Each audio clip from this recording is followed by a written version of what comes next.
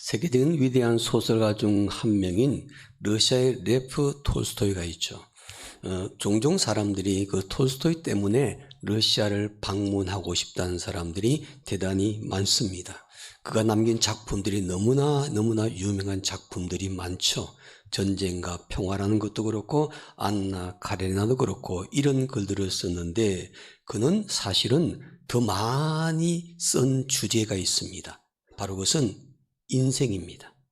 우리가 살아가는 인생에 대해서 관심을 갖고 많은 글을 남겼던 작가입니다.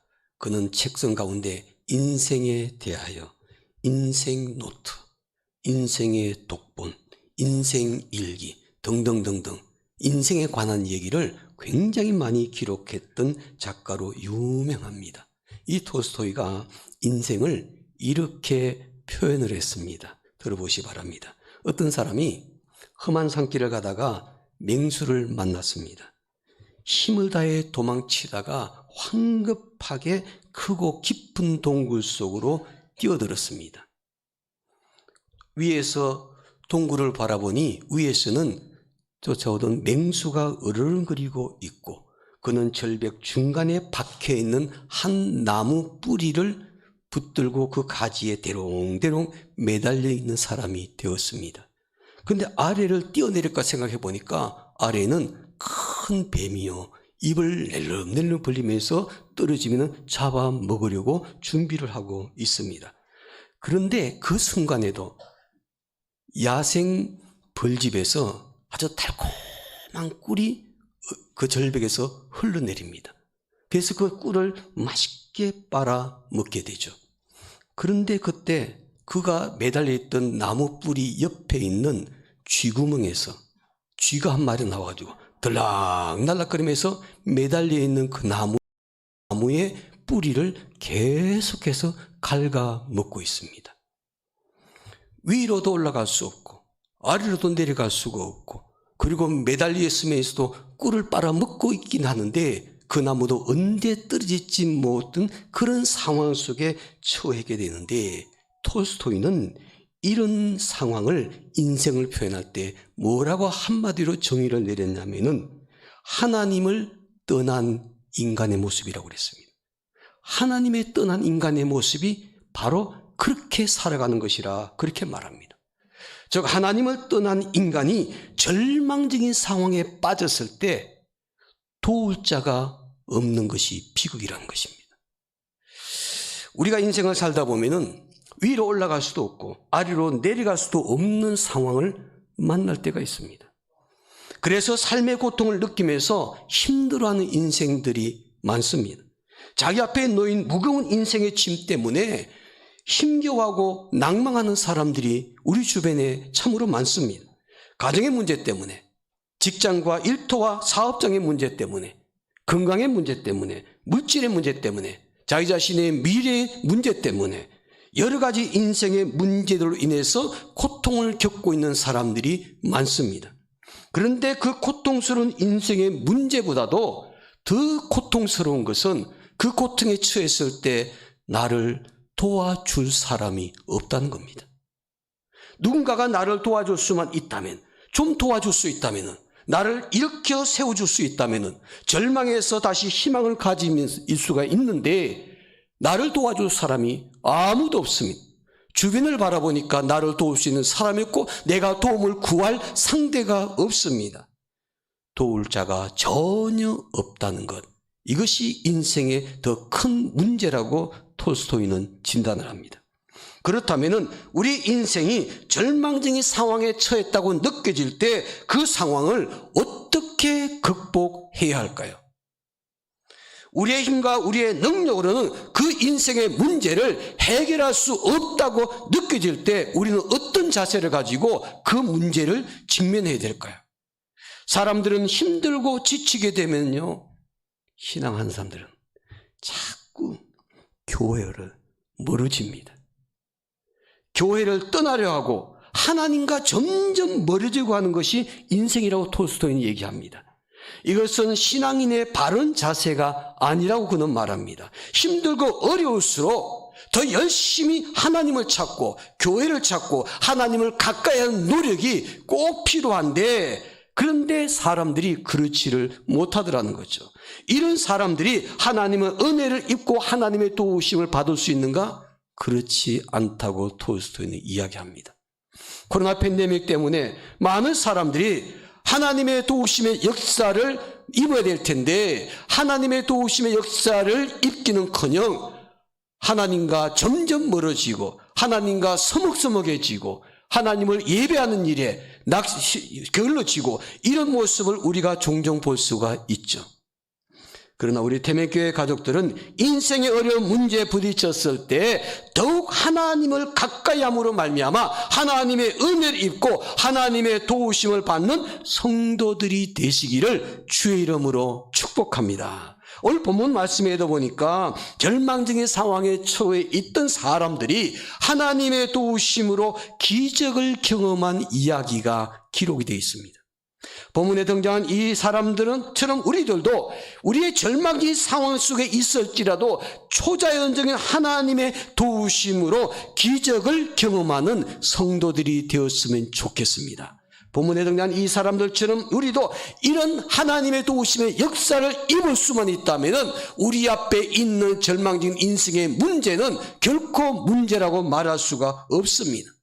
본문에서 초자연적인 하나님의 기적을 체험한 사람들은 누구냐면요, 4사람인데 모두가 문둥병 환자였습니다. 나병 환자였습니다.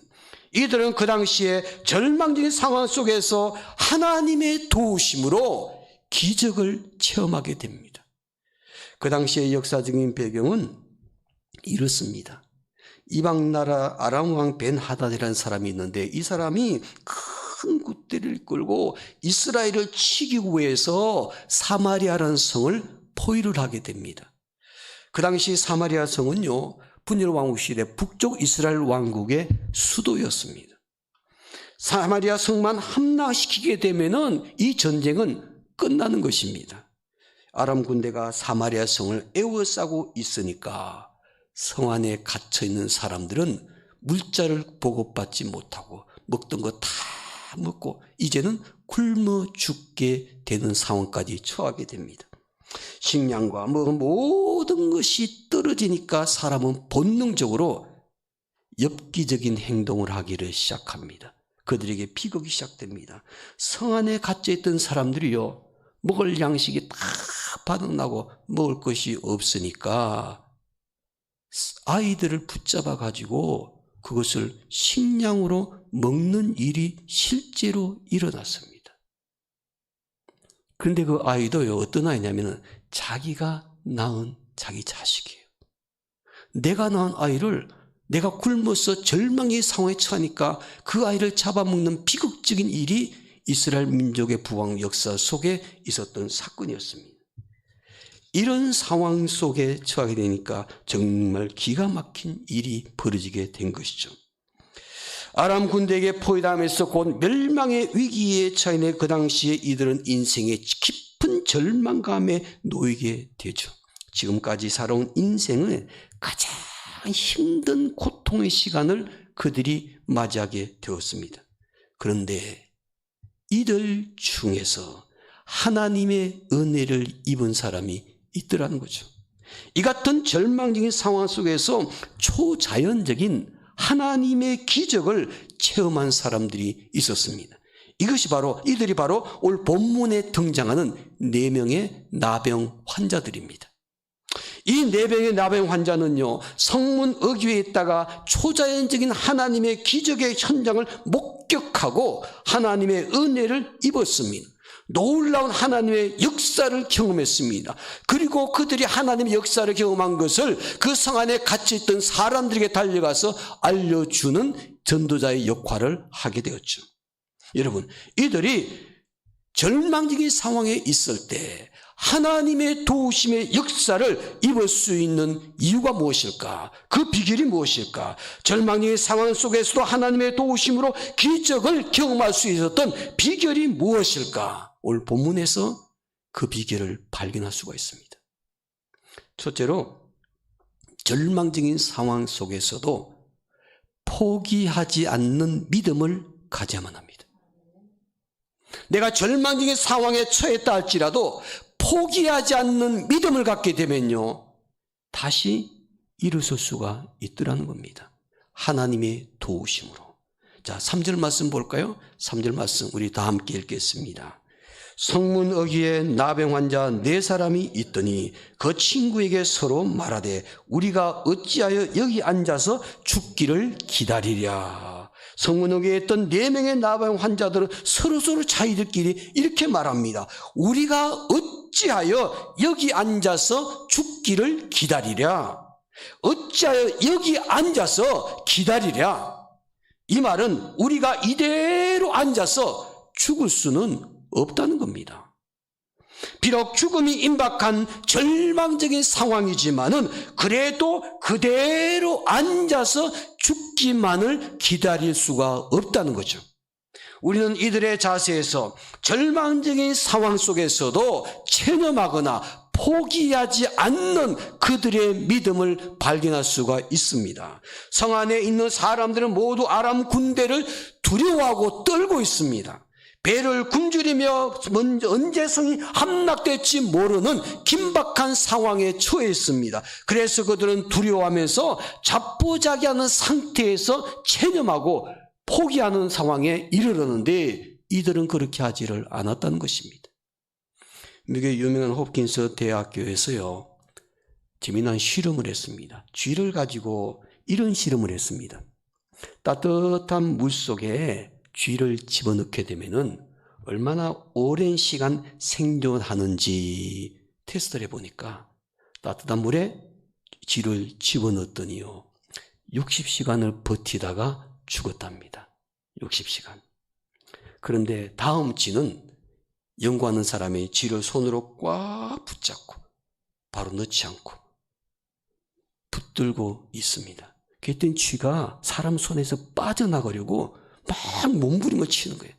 그래도 실험자는 그 쥐를 놓지 않고 꼭 붙잡습니다. 시간이 한참 흐르다 보니까 쥐가요, 이제는 이 사람의 손에서 내가 빠져나갈 수가 없구나. 그것을 느끼는 순간 체념합니다. 빠져나가기를 포기합니다.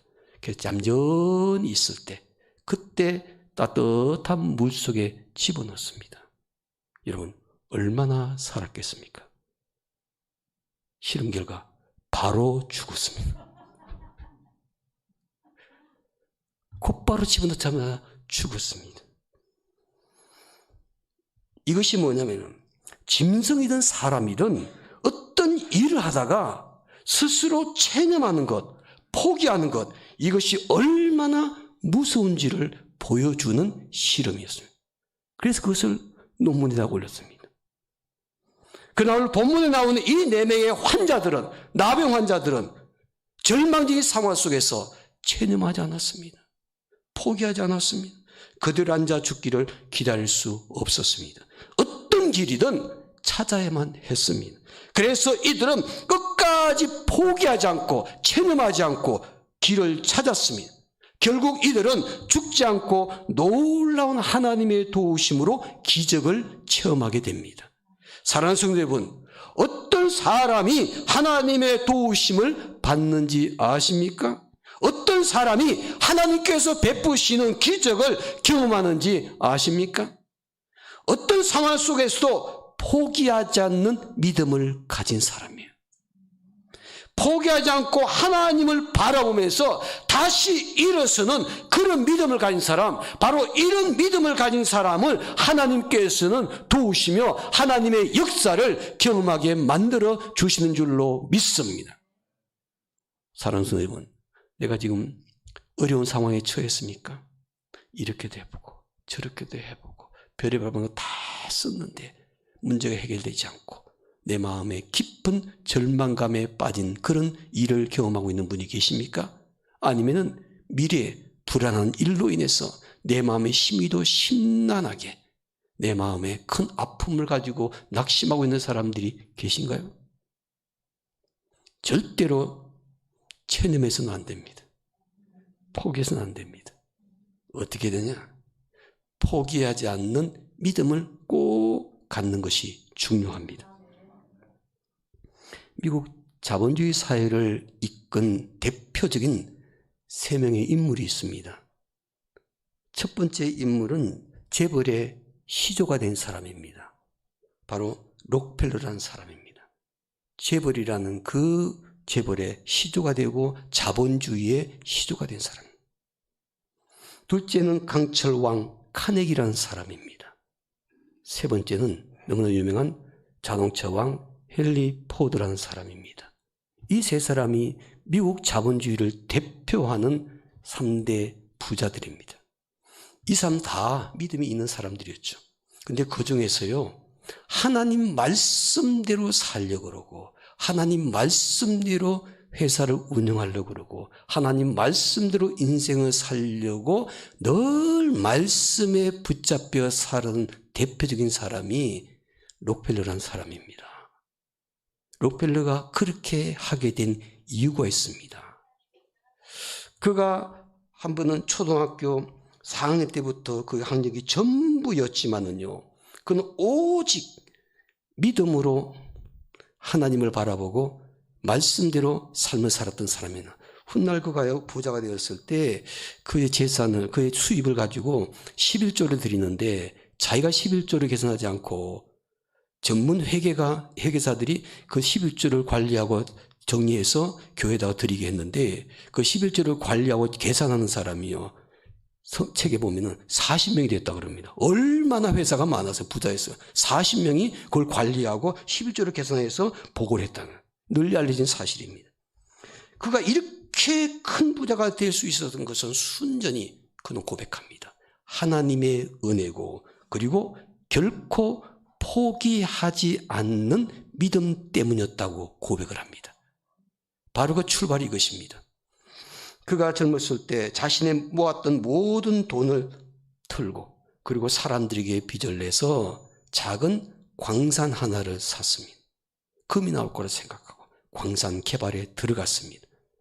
그런데 보니까 아무리 파도 광산 나오지를 않습니다. 그냥 돌멩이만 나옵니다. 사실은 속은 것이죠.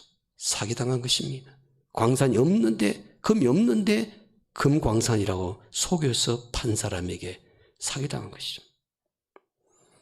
일하는 일꾼들, 모든 사람들이 이거는 불가능한 일입니다. 그래서 전부 다 임금도 체불되고, 이제는 도저히 파산 직전까지 이르면서 이제는 더 이상 일을 할 수 없다고 일꾼들이 출근하지 않습니다. 아무도 오지 않는 그 광산에 록펠러가 혼자 나가서 덩그러니 서 있으니까 기가 막혔습니다. 그런데 록펠러가요, 포기하지 않는 믿음을 가진 사람이잖아요. 광산 굴 속으로 들어갔습니다. 그곳에 들어가서 기도하기 시작합니다. 기도의 굴로 바꾸고 있습니다. 그것에 하나님 앞에 간절히 매달리며 기도했습니다. 하나님 말씀대로 삶을 살기로 결심하고 지금까지 그렇게 살아왔는데 내가 이렇게 어려운 일을 당한 이유가 무엇입니까? 내가 앞으로 어떻게 해야만 합니까? 제가 살아온 삶에 대해서, 그리고 미래에 대해서 그가 고민하면서 하나님께 간절히 부르짖으며 그 기도했던 그 굴 속에서 갑자기 기도하는 가운데 말씀에 사로잡힌 사람이다 보니까 하나님 말씀이 그의 마음속에 떠올랐습니다. 갈라디아서 6장 9절 말씀, 이것이 록펠러가 가장 좋아했던 하나님 말씀이었죠. 우리가 선을 행하되 낙심하지 말지니 때가 이르면 거두리라. 이 말씀을 마음속에 문득 떠오르면서, 그래, 이 말씀 붙들고 더 부르짖으며 기도하기 시작했습니다. 한참 마음에 기도하는 중에 하나님, 이 광산 이제는 포기해야 될까요? 실패한 것일까요? 포기하려고, 내려놓으려고 기도하고 있는데 포기하기는커녕 더 해야 되겠다는 마음에 결심이 들게 됩니다. 포기하려고 해도 포기가 되질 않습니다. 그래서 그는 기도를 마치고 나와서 광부들을 일일이 찾아다니면서 설득을 합니다. 그로부터 다시 몇몇 사람과 함께 일을 시작하게 되는데 3개월 동안 그 광산을 파고 들어갔는데 보니까 금은 나오기는커녕 그곳에서 까만 액체가 흘러나오기 시작합니다. 바로 그것이 석유였습니다. 그 석유가 그 광산에서 개발되는 바람에요, 록펠러가 벼락부자가 되었습니다. 그것이 재벌의 첫 출발이었습니다. 그는 말합니다. 미국 자본주의사를 대표하고 하나님의 축복을 받는 대표적인 사람이 될 수 있었던 것은, 그는 고백합니다, 포기하지 않는 믿음 때문이라고. 어떤 일이든 끝까지 포기하지 않는 믿음을 가진 사람이 하나님의 도우심을 받고 큰 일을 이룰 수가 있는 것이죠. 토마스 에디슨은 이렇게 말합니다. 인생에서 실패한 사람들은 대부분 그들이 포기하는 그 순간 자신이 성공에 가까이 와 있다는 것을 깨닫지 못한다고 그랬습니다. 이 말은 포기하지 말고 전진하라는 것입니다. 할 수 있다는 믿음을 가지라는 것입니다. 어떤 일을 하다가 어렵다고 힘들다고 그 일을 피해버리거나 포기해버린 사람은 마지막에 하나님께서 행하신 역사를 볼 수가 없습니다. 어떤 일을 하다가 어려운 환경에 처했다고 쉽게 주저앉고 낭망하는 사람들은 하나님의 은혜를 입지 못합니다. 아무리 힘들고 어려워도 끝까지 포기하지 않고 다시 일어서서 도전하는 사람이 마침내 하나님의 도우심으로 하나님이 행하신 기적의 역사를 체험할 수 있는 줄로 믿습니다. 절망적인 상황 속에도 포기하지 않는 믿음을 가진 사람이 하나님의 기적을 경험할 수 있습니다. 둘째로, 절망적인 상황 속에서도 죽음은 죽으리라 결단하는 믿음을 가져야 됩니다. 오늘 본문의 말씀 볼까요? 4절 말씀 보시기 바랍니다. 4절 말씀 제가 천천히 읽겠습니다. 만일 우리가 성읍으로 가자고 말한다면 성읍에는 굶주림이 있으니 우리가 거기서 죽을 것이요, 만일 우리가 여기서 머무르면 역시 우리가 죽을 것이라. 그런즉 우리가 가서 아람 군대에게 항복하자. 그들이 우리를 살려두면 살 것이고 우리를 죽이면 어떻게 할 것이라고? 죽을 것이라. 그들이 우리를 살려주면 살 것이고 그들이 우리를 죽이면 죽을 것이라. 이 말은 죽기를 각오했다는 겁니다. 죽는 것이 두렵지 않다는 것입니다. 4명의 환자들을 하는 말을 꼭 주목해 보세요. 우리를 죽이면 도망갈 것이라 그렇게 말하지 않습니다. 우리를 죽이면 죽을 것이라. 굶주리고 있는 사마리아 성을 떠나 아람 군대의 진에 들어갔을 때 그들이 살려주면 살 것이고 죽이면 죽을 것이라고 담대하게 말을 합니다. 다시 말하면 이들은 죽음을 두려워하지 않는 믿음을 가졌습니다. 이런 자세는요, 신앙으로 말하면 구약성경의 대표적인 인물이 있죠. 에스더 왕후입니다. 에스더를 대표하는 신앙관이 무엇입니까? 나라와 민족을 구하기 위해서 죽으면 죽으리라, 그런 믿음을 가졌습니다. 여러분, 그렇다고 여러분도 그냥 죽으면 죽으리라 이렇게 하시면 안 됩니다. 에스더는 어떻게 했냐면요, 금식기도 했습니다. 그리고 혼자만 기도한 것이 아닙니다. 자기 동족들에게 나를 위해서 함께 금식기도 해달라고 하나님께 매달리면서 기도하고, 그리고 마음에 담대함이 생겼을 때 죽음은 죽으리라, 그런 믿음을 갖습니다. 기도도 하지 않고 하나님께 의지도 하지 않고 그냥 자기 의지 가지고 내심 가지고 죽으면 죽으리라, 죽습니다. 에스더는요, 금식기도 하고 하나님 전적으로 매달리면서, 그리고 마침내 확신이 들었을 때 왕 앞에 나가면서 죽으면 죽으리라 결단하는 믿음으로 나갔을 때 그도 살고 이스라엘 민족을 페르시아에서 구원한 영웅이 되었습니다. 바로 죽으면 죽으리라 결단하는 믿음이 에스더의 믿음이라는 것입니다. 죽으면 죽으라는 이런 믿음, 이런 희생적 결단을 가진 사람이 가정을 살리고 교회를 살리며 자기가 속해 있는 공동체를 살릴 수가 있는 것이죠. 하나님께서 세우신 가정과 교회는 오직 주를 위해 죽으면 죽으리라는 믿음을 가진 사람이, 그런 사람을 통해서 하나님의 축복이 우리 가정에, 우리 교회의 공동체에 임한다는 것을 꼭 기억하시기를 바랍니다. 검도를 배운 한 청년이요, 이 검도 경기, 그러니까 대련을 좀 해보고 싶은 마음이 생겨요. 자기의 실력이 얼마나 되는지. 그래서 자기가 누구를 선택을 할까. 그런데 자기를 가르치고 있는 검도 관장에게, 진짜 그 사람은 고수입니다. 겁도 없이 관장에게 이 검도 대련 시합을 신청을 했습니다. 이거는 누가 보더라도 이 청년은 지게 되겠습니다. 죽습니다. 그런데 이 청년은 체념하지 않고 이런 생각을 합니다. 아, 내가 어차피 질 거니까 지더라도 좀 멋지게 져보자. 그래서 내가 지더라도 사람들에게 좀 박수를 받고 싶다. 영웅이 되고 싶다. 지더라도 영웅이 되고 싶다. 이런 마음이 든 거예요. 그래서 아주 검도의 대가를 찾아가지고 상담을 했습니다. 선생님, 제가 분명히 지는 경기인데 지더라도 아주 멋지게, 아주 제가 지더라도 영웅스럽게 이렇게 지는 방법이 무엇이 있겠습니까? 지는 방법을 얘기해달라고 그랬습니다. 그랬더니 검도계가, 그 대가가 이렇게 얘기합니다. 청년, 시합이 시작되면 상대와 마주하는 섰으면은 눈을 딱 감으세요. 그리고 칼을 높이 공격할 자세로 들고 서 계세요. 절대로 눈을 뜨면 안 됩니다.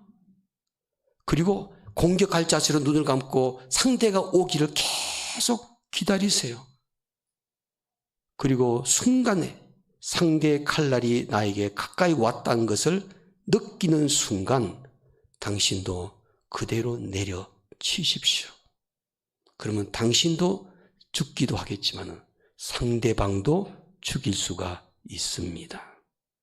절대 눈 뜨지 마시고 내 앞에 가까이 다가와서 칼날이 느껴지는 순간 그 순간에 내려치십시오. 그 말 듣고 계속 혼자서 연습을 했습니다. 그래서 드디어 어느 정도 연습한 다음에 그 사람과 함께 시합을 하는데 경기가 벌어지는데 이 청년이요, 고단자와 딱 맞아 서는 순간 경기는 하지 않고 눈을 지그시 감고 칼날은 높이 쳐들고 공격한 자세로 움직이지 않고 미동도 않고 서 있었습니다. 그런데 아무리 기다려도 이게 인기척이 없는 거예요. 상대방이 나에 가까이 온 것은 느껴지지가 않는 거예요. 도대체 이게 무슨 상황일까? 한참 동안 침묵이 이루고 있는데 그의 귀에 이런 소리가 들립니다. 그 고단자가, 청년, 내가 졌어. 내가 졌다고 얘기를 합니다. 이 말은 이 고단자는요, 상대방이 자기의 생명을 버릴 각오라고 결투에 임한 그 사람을 내가 완전하게 꺾을 수 없다는 것을 비로소 깨닫게 되었다는 것이죠. 우리가요, 그렇습니다. 죽지 않으면 살기로 한다 그러지 않아요. 그런 사람이 제일 무섭습니다. 죽을 것을 두려워하는 사람은 무섭지가 않습니다. 죽을 것을 두려워하지 않는 사람은 눈에 보이는 것이 아무것도 없죠. 버릴 것을 각오하고 나가게 되면은 여러분, 불행이요, 항복합니다. 죽기를 각오하고 나가게 되면은 신앙적으로 사단이 항복합니다. 적당히 타협할 것을 요구하는 일이 너무나 많은 세상입니다. 신앙의 지조를 지키기가 너무 힘든 세상을 우리가 지금 살아가고 있습니다. 그러나 죽으면 죽으리라는 신앙으로 하나님을 향한 자기의 신앙의 지조를 지켜보십시오.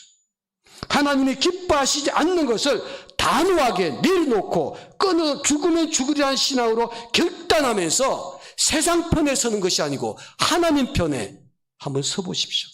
나를 유혹하는 그 세상 것들이, 나의 신앙생활을 방해하는 것들이, 이런 것들을 죽으면 죽으리라는 그런 신앙으로 단호하게 물리치고 결단하면서 하나님 앞에 온전한 자로 서도록 노력해 보십시오. 하나님은 그 사람 절대 절대로 외면하지 아니하십니다. 우리가 상상할 수 없는 놀라운 하나님의 역사를 우리에게 하나님께서 보여주실 것입니다.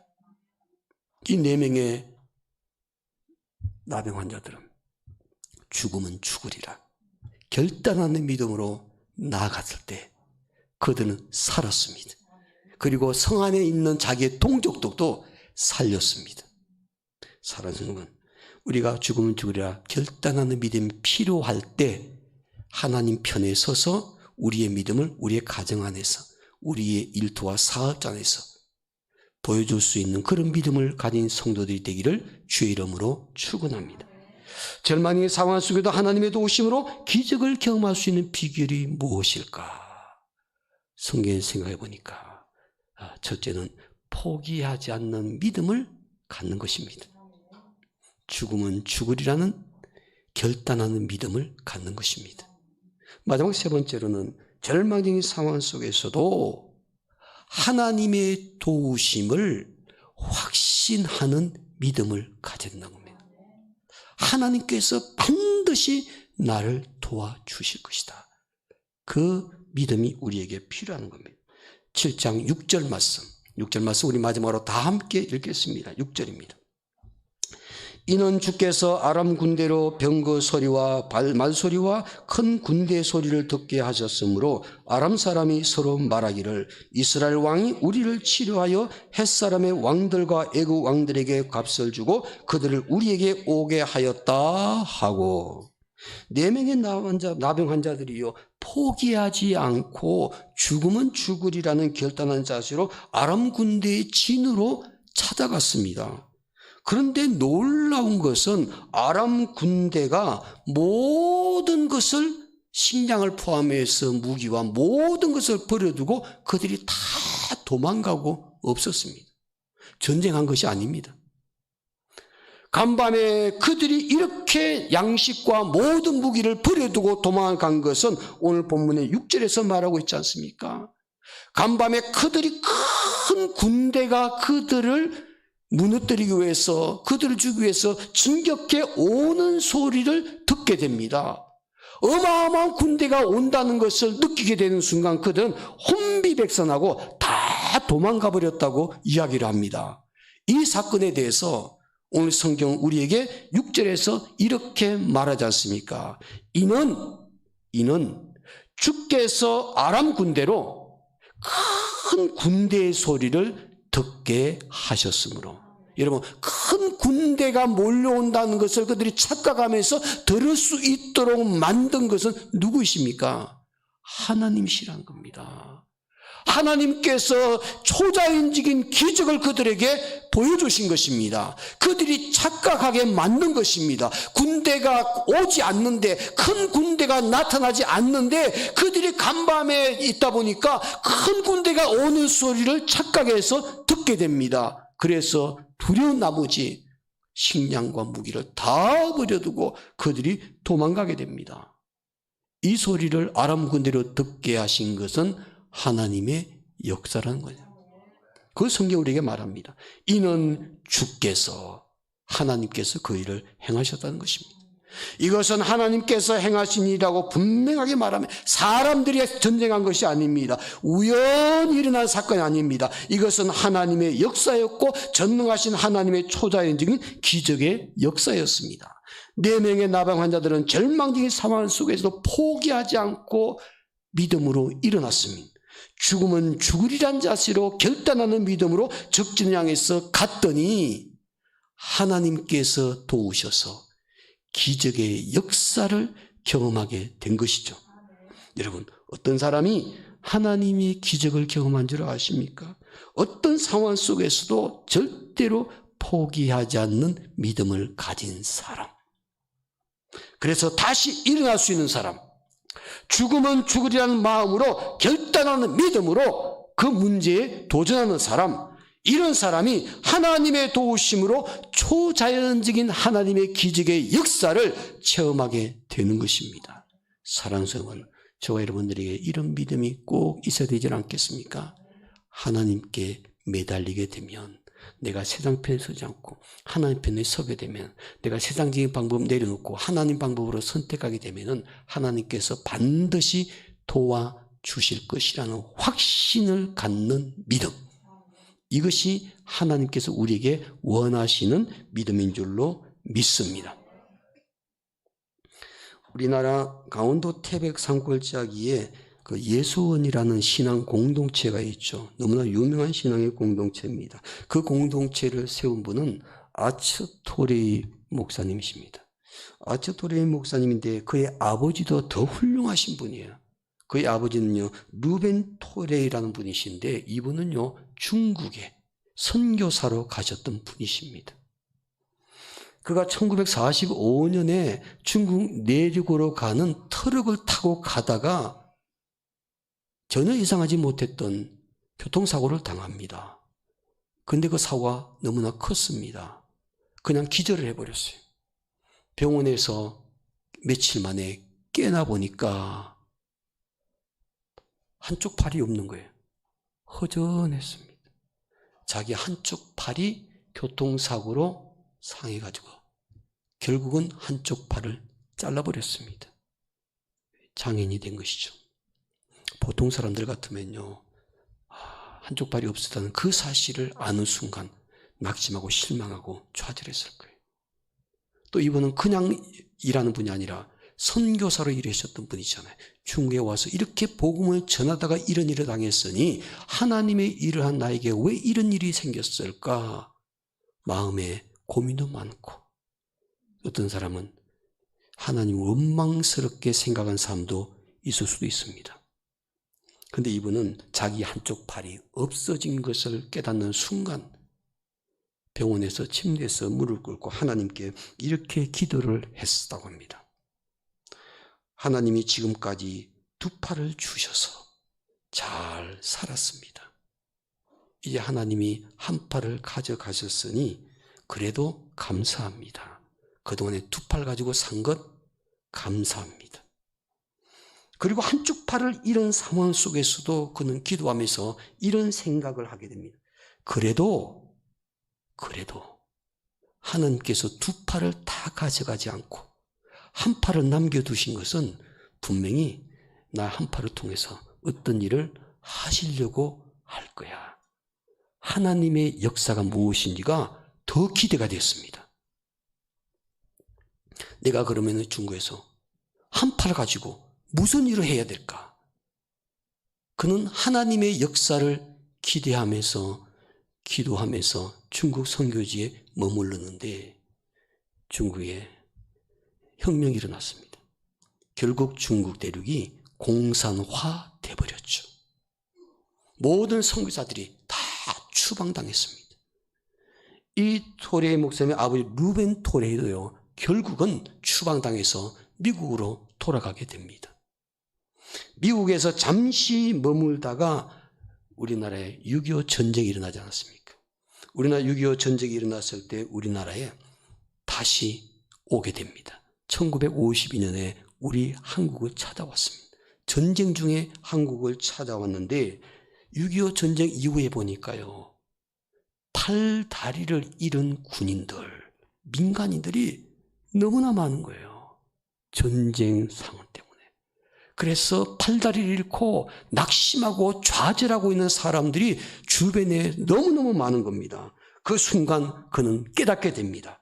자신에게 한쪽 팔이 없게 하신 하나님의 역사가 바로 이들을 위해서 나를 사용하시기 위함이 아닐까. 그는 기도한 중에 하나님이 나로 하여금 한 팔을 잃게 만드셨고 이제는 한국에서 팔다리가 끊어져 나간 실망하고 좌절하고 있는 이런 사람들에게 예수님을 전하고 그들이 예수님을 만남으로 말미암아 새롭게 인생을 살 수 있도록 나를 쓰시기 위해서 준비하는 과정이었다라는 것을 확신하게 됩니다. 그때부터 이분이 하는 일이 것입니다. 자기는 한쪽 팔을 잃었기 때문에 팔이 없이 사는 사람들의 불편함도 잘 알고 있고요. 그 팔을 잃었을 때 좌절감이 든 것도 자기도 경험하게 되었고요. 그들과 똑같이 그걸 경험하고 난 다음에 그래 내가 경험했던 이 경험을 가지고 그들의 마음을 위로해 줄 수가 있겠구나.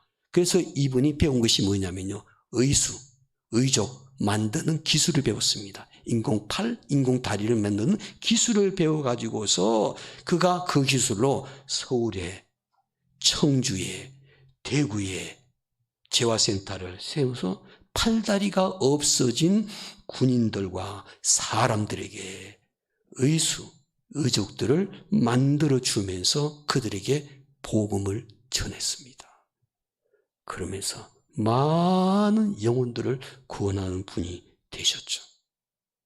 사랑하는 성도 여러분, 우리가 어떤 상황 속에서도요, 포기하지 않고 불평하지 않고 낭망하지 않고 하나님께서 나를 어떻게 쓰실 것인지 간절히 하나님 편에 서서 기도하는 사람에게는 하나님께서 우리에게 더 놀라운 일을 허락하시는 것을 경험할 수 있는 줄로 믿습니다.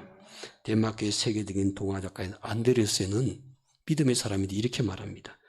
인생은 하나님의 손에 의해 쓰여지는 동화와 같다 그랬습니다. 여러분 그 동화의 주인공은 오늘 저와 여러분들입니다. 오늘 저와 여러분, 우리가 절망적인 상황 속에 있다고 느껴지는 순간 우리는 우리를 도우실 수 있는 하나님의 손이 있다는 것을 꼭 기억하는 성도들이 되기를 원합니다. 그래서 우리는 무엇보다도 포기하지 않는 믿음을 가지고 죽으면 죽으리라 결단하는 믿음을 가지고 그리고 마지막 하나님의 도우심을 확신하는 믿음을 갖는 성도들이 되시기를 주의 이름으로 축원합니다. 기도합니다.